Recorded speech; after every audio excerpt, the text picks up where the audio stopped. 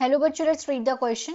What is common between the muscle fibers of extension muscle of human back and those of flight muscles of the birds which remain in flight for long periods of time? A. They are thinner red colored. B. They are thicker and light colored. C. They have abundant mitochondria. D. They have well developed sarcoplasmic reticulum. E. They show slow rate of contractions for long periods. F. They show fast strenuous activity. G. They do not get fatigue early. H. They get fatigue quickly.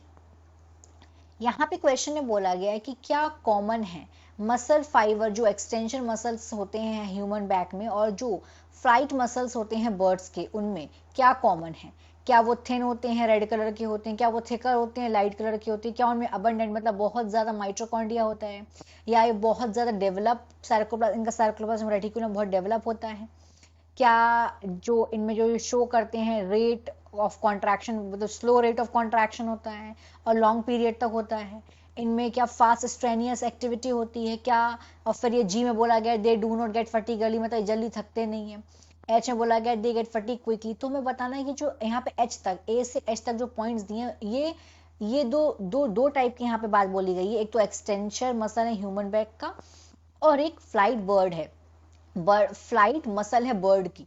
तो इन दोनों में common क्या क्या बातें हैं? So here are four option. First is A C E G are common, second is B D F H are common, third is all features are common at different times, fourth is A C F G are common. तो यहाँ सबसे पहले हम देखेंगे इस question का की concept.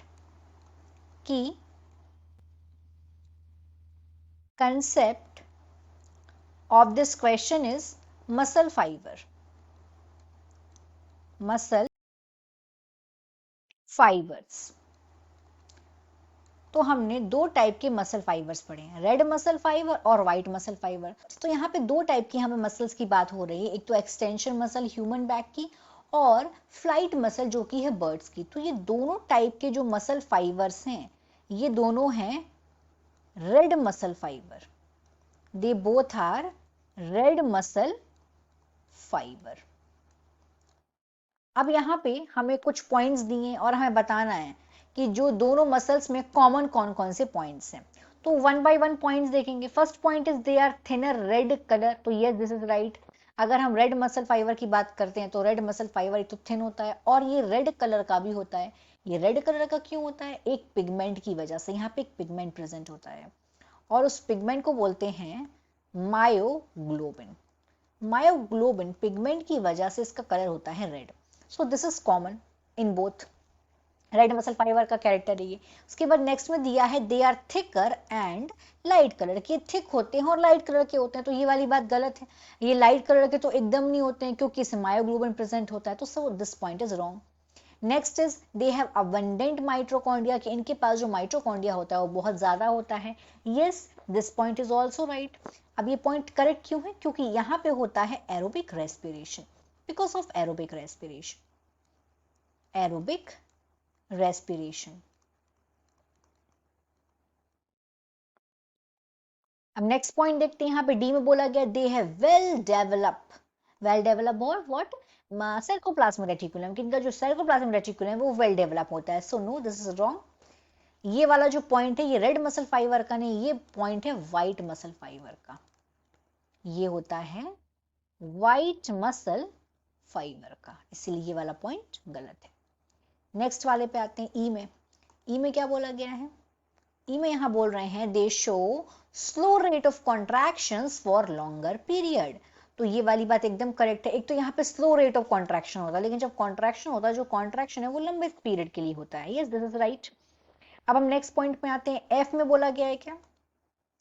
F में बोला गया है दे शो फास्ट स्ट्रेनियस एक्टिविटी, की यहाँ पे फास्ट स्ट्रेनियस एक्टिविटी होती है। तो ये वाला पॉइंट भी गलत है क्योंकि ये जो बात है ये व्हाइट मसल फाइबर की है। this point is about white muscle fiber, इसलिए ये पॉइंट गलत है। नेक्स्ट पॉइंट देखते हैं। They do not gate fatigue early, कि ये जल्दी से थकते नहीं है। तो यस, ये वाला पॉइंट भी सही है। और ये जल्दी से फटीक क्यों नहीं होते हैं? बिकॉज ऑफ माइटोकॉन्ड्रिया, यहाँ पे नंबर ऑफ माइटोकॉन्ड्रिया ज्यादा होते हैं रेड मसल फाइबर में।